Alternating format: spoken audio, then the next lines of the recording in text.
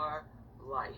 And if you're sitting around waiting on somebody to save you, to fix you, to even help you, you are wasting your time, because only you have the power to take responsibility to move your life forward. For me, I, at a very rough time in my life, sat down and became very specific about writing down, what am I good at? What do I know how to do? And one of the things on my list was sales, and I've been selling fax machines door to door. And then I said, I wrote down the words, I want to come up with an idea I can send to millions of people, sell to millions of people. So I was very specific. So I would tell these people, what do you want? Take the time to sit with yourself and be specific and ask for it. I knew that I wanted to change my life. I knew that I didn't want to go down the path that I was going down because I got scared, and fear is a great motivator. You want to know what I have learned about myself and what I have learned about every great salesman or entrepreneur I've ever worked with? If you can get in the habit of going through the door without the answer, and our education system tends to make you want to have an answer. If you walk through that door, people are amazingly smart. Once you're in there in hot water, you discover the answer.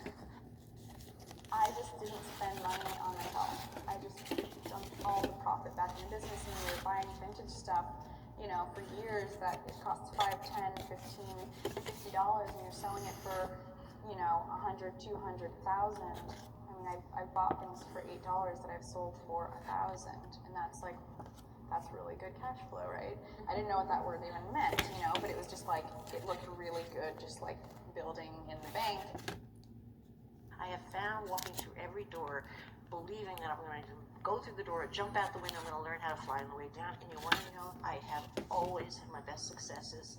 And so I wholeheartedly believe in the belief that all of us have the right to be there. Ask for what we want. We all can be rich. We could all put our dagger in the sand, or whatever that thing is called, and say, that's me, I'm going for it, what the heck. And I don't think it's a reserved right for anybody. And that attitude has been more responsible for building my business and my career than any other thing. What inspired me to go into fashion when I was leaving the banking industry was the fact that I knew that I had creative talents. I knew that I wanted to set up my own business because I was no longer enjoying working where I was working, because I didn't go to university, and I noticed that those who had university degrees that were being brought in were being brought in above me, despite the fact that I had moved into the banking proper sector of the bank. So I decided that was the time to move on. I resigned, although the managing director at the time refused to accept my resignation for 3 days. And I told him I was going to come back with the same letter after 3 days. So he was forced to let me go.